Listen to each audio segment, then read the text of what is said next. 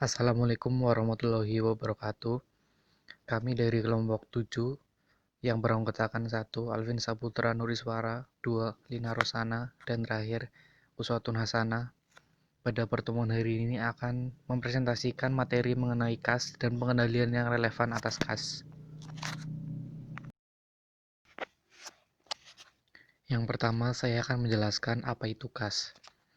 KAS adalah aset keuangan yang merupakan instrumen keuangan. Instrumen keuangan atau financial instrument didefinisikan sebagai kontrak yang menimbulkan aset keuangan pada satu entitas dan liabilitas keuangan atau kepentingan ekuitas pada entitas lain. Pelaporan kas. Terdapat isu-isu yang berhubungan dengan pelaporan kas diantaranya yaitu yang pertama, setara kas. Setara kas atau cash equivalence merupakan investasi jangka pendek dan sangat liquid yang mudah dikonversi menjadi kas dan sangat dekat jatuh tempo sehingga tidak ada resiko signifikan dari perubahan suku bunga. Yang kedua adalah kas terbatas. Perusahaan mengklasifikasikan kas yang dibatasi, baik sebagai aset lancar maupun aset tidak lancar, tergantung pada tanggal ketersediaan atau pencairannya. Yang ketiga adalah corokan bank. Corokan bank atau bank overdraft terjadi ketika perusahaan menulis cek yang jumlahnya lebih dari jumlah yang tersedia pada akun kas.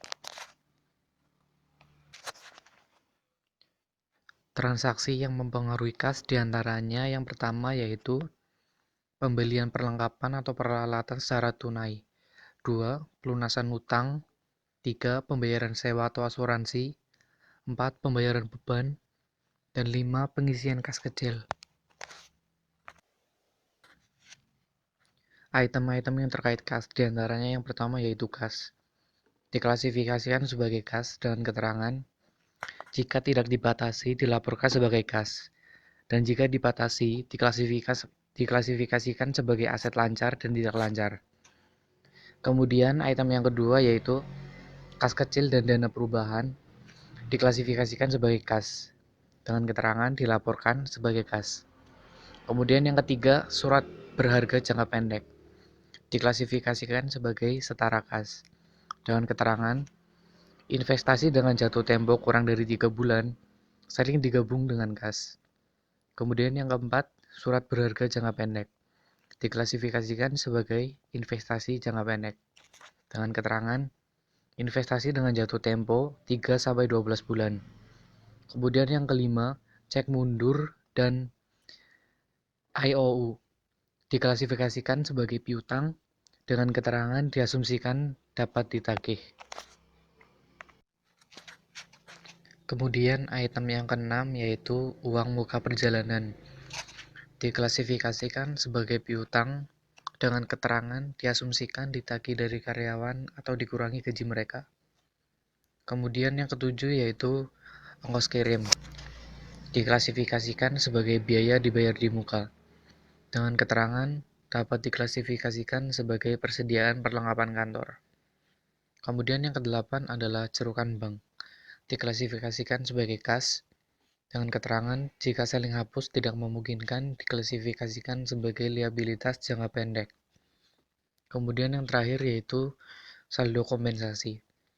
Saldo kompensasi termasuk kas yang diklasifikasikan secara terpisah sebagai deposito, dengan keterangan diklasifikasikan sebagai lancar atau tidak lancar dalam laporan posisi keuangan. Diungkapkan secara terpisah dalam perincian pengaturan dalam catatan kas atas laporan keuangan. Pengendalian internal yang relevan atas kas. Kas merupakan aset yang paling rentan terhadap penyelewangan dan penggunaan yang tidak tepat. Manajemen membagi dua masalah dalam akuntansi untuk transaksi kas yaitu 1. Menetapkan pengendalian yang tepat untuk mencegah transaksi yang tidak sah oleh petugas atau karyawan. 2. Memberikan informasi yang diperlukan untuk mengelola saldo kas dan transaksi tunai dengan benar. Bentuk pengendalian internal yang relevan atas kas. 1. Menggunakan rekening bank. Untuk mendapatkan tujuan pengendalian yang diinginkan, perusahaan dapat memvariasikan jumlah dan lokasi bank dan jenis rekening bank. Perusahaan besar dan multilokasi sering menggunakan logbook banking. Keuntungan terbesar dari logbook adalah mempercepat ketersediaan kas yang tertagih dari pembayaran. Jika pendapatan yang dihasilkan dari percepatan penerimaan dana melebihi biaya logbook, maka hal itu tetap dianggap sebagai usaha yang cukup berharga. 2. Sistem kas kecil imperes. Metode sederhana untuk bisa mengatur pengendalian yang wajar sementara tetap berpegang pada aturan pencairan cek adalah dengan menggunakan sistem imperes untuk melancarkan kas kecil. Cara sistem tersebut bekerja dijabarkan sebagai berikut. 1. Perusahaan menuju pemegang kas kecil dan memberikan sejumlah kecil uang kepada pemegang untuk melakukan pembayaran. 2. Pemegang kas kecil memperoleh tanda terima yang sudah ditandatangani dari masing-masing individu kepada siapa ia membayar kas, melampirkan bukti pencatatan pada tanda terima kas kecil. 3. Ketika pasokan kas sudah menipis, pemegang mengirimkan permintaan kepada controller atau kasir utang untuk penggantian kas kecil. 4. Jika perusahaan memutuskan bahwa jumlah uang tunai dalam data kas kecil berlebihan, maka perusahaan menurunkan saldo dana kas kecil. 3. Perlindungan fisik atas saldo kas. Perlindungan fisik atas saldo kas dapat dilakukan perusahaan dengan cara sebagai berikut. 1. Meminimalkan jumlah kas yang dipegang dalam bentuk uang tunai di kantor. 2. Mengirimkan penerimaan setiap harinya ke bank dengan utuh sesegera mungkin. 3. Menyatakan jumlah uang yang tersedia dalam laporan manajemen internal dan laporan keuangan eksternal dengan akurat. 4. Perusahaan secara berkala membuktikan saldo yang tertera di buku besar.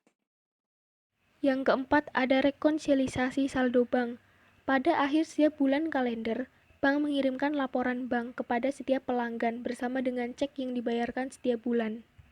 Untuk mengantisipasi perbedaan antara catatan kas perusahaan dengan bank, maka perusahaan melakukan rekonsiliasi untuk menentukan perbedaannya. Item rekonsiliasi. Ada setoran dalam perjalanan, cek beredar, biaya bank, kredit bank, dan kesalahan bank atau deposan.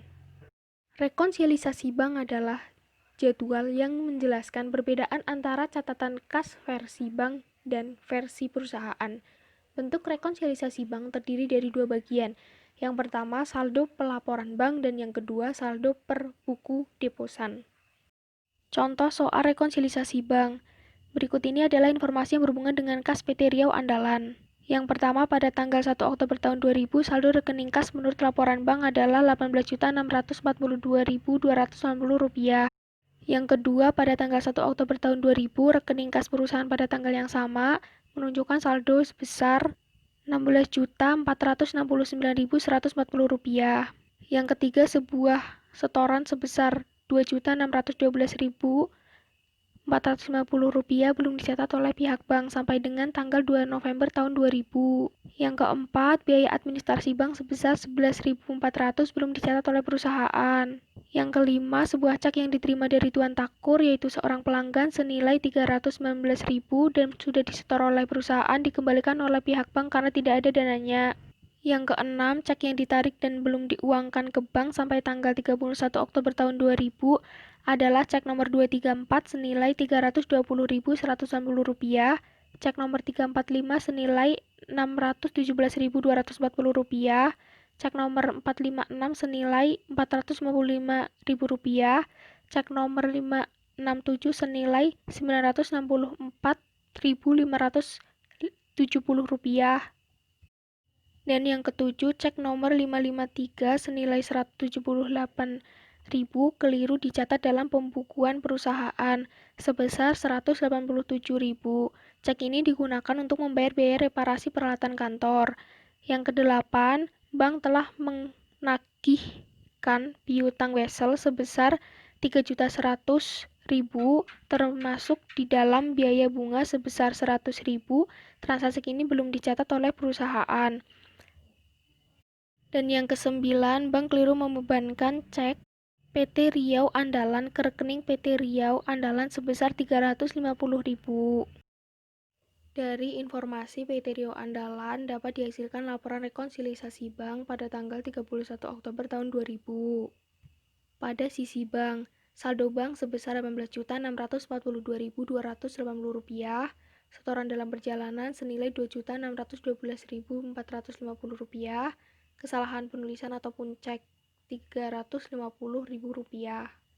Tiga hal tersebut ditambahkan menjadi Rp21.604.730, lalu dikurangi dengan cek beredar nomor 234 sebesar Rp320.180, nomor 345 sebesar Rp617.240, nomor 456 sebesar Rp495.000, nomor 567 senilai Rp964.570.